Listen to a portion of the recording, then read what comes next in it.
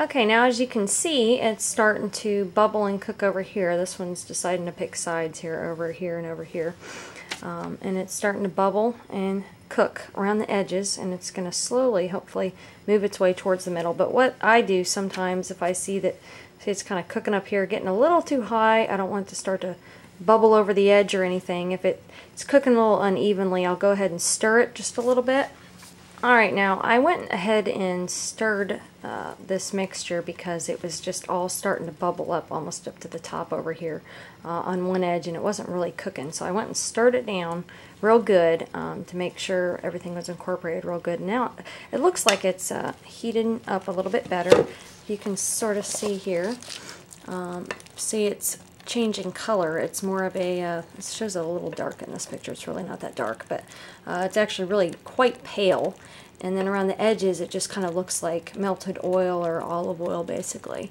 And so it's cooking up around the edges, and that's what you want it to do. And you just want to be careful once it does start to bubble like that. You really want to keep an eye on it because it'll start to bubble quicker and quicker and quicker.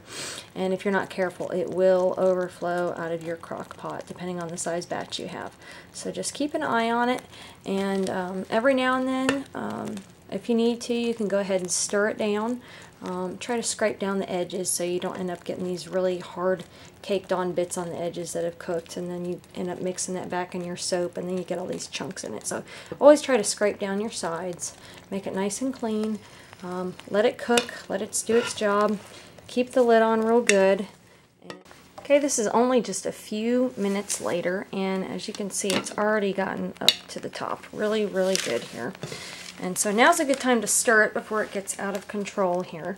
Just kind of stir it down, and you can see how some of this is kind of, almost looks like applesauce a little bit. You've got the cooked parts and you've got the raw soap. You want to stir it real good. There's no harm in stirring it. You just don't want to stir it too much and let too much hot air out. You want to let it get nice and hot and cook. You stir it, just scrape down your sides. And then put that lid back on. That'll stop that from ever doing that soap volcano that you don't want to have. So, alright, now it's only been not even quite 5 minutes, I think, since the last time. But it's getting kind of high up to the top again, and it's looking, I don't see that opaque cake batter color anymore. It's actually getting all kind of bubbly and kind of foamy, looks like soft mashed potatoes, but it's kind of got a oil, pale Vaseline sort of color to it. So I'm going to stir it up real good. It's actually looking pretty close to being done, but I'm just going to keep cooking it a little bit longer. Make sure you stir it from the bottom real good. If you don't stir it, like I said, often enough, and if you let it get too cooked on the edges, which I've seen in some videos and I've seen some other people do, you end up getting all this caked on dry mess on the edges, and there's really no harm in stirring it. You don't have those really hard bits.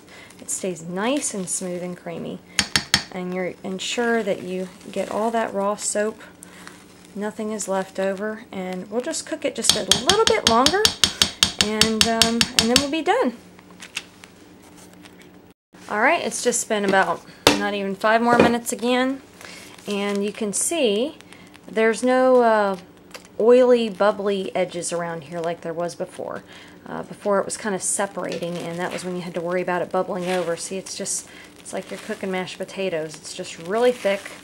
There's no oily parts anymore. So we're just gonna, you can turn off the heat now. It's been on low this whole time, and we can stir it up. Make sure there's nothing. Just look for any raw, really pale spots. Make sure that you don't have any of those left, because you don't want any lye in your soap, any active lye, because it would be very caustic to your skin, and you don't want to do that. So it's looking great. So what we're going to do is I'm going to take it out of my crock pot. I'm going to go put it in a bowl. That'll help cool it down, because right now it's still pretty hot. It's actually, let's see, it's still almost about 200 degrees. So I'm going to take it out of here, put it in a bowl, and I will show you the next step. We're going to add our oats and our lavender essential oil.